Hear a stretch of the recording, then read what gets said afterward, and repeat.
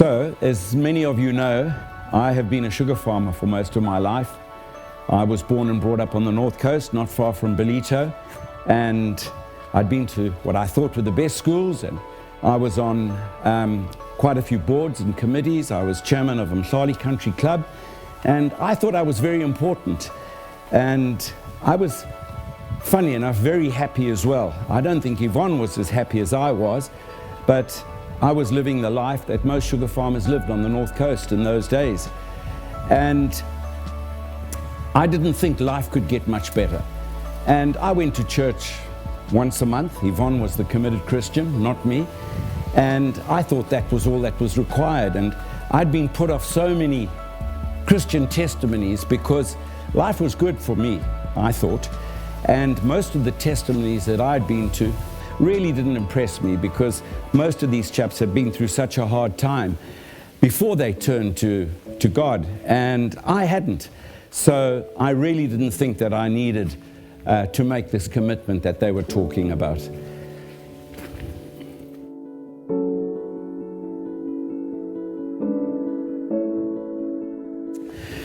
So then, in January 1991, when everything was going so well, I thought, my brother invited me to his church that he was attending in Pinetown called Victory Faith. And I'd never put foot in one of these charismatic churches.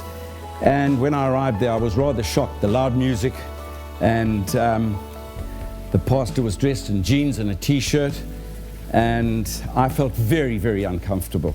But when he spoke on Matthew 7:13, all about the wide road that leads to destruction and the narrow road that leads to everlasting life with Jesus. And I'd never realized, I'd never been taught this before or heard it in the schools I was at or the church I was at, about we had to choose the narrow road if we wanted to live this life, a Christian life. So my life changed from that day, and I wasn't enjoying sugar farming as much as I was, and going to the pub and the rude jokes and the coarseness, I guess, of my friends, and I just felt uncomfortable. So I went to my elders, and they, believe it or not, suggested that I go to Bible college.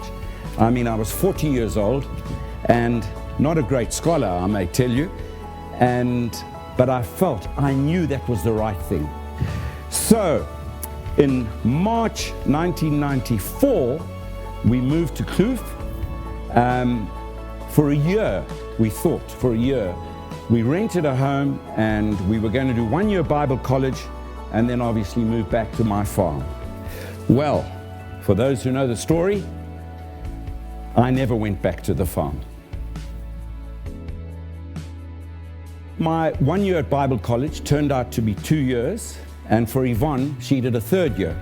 And we loved the area so much, we bought the house that we had rented for the year, and a little Bible study group started in our home. Our friends came to us, believe it or not, and said, would we start a Bible study group?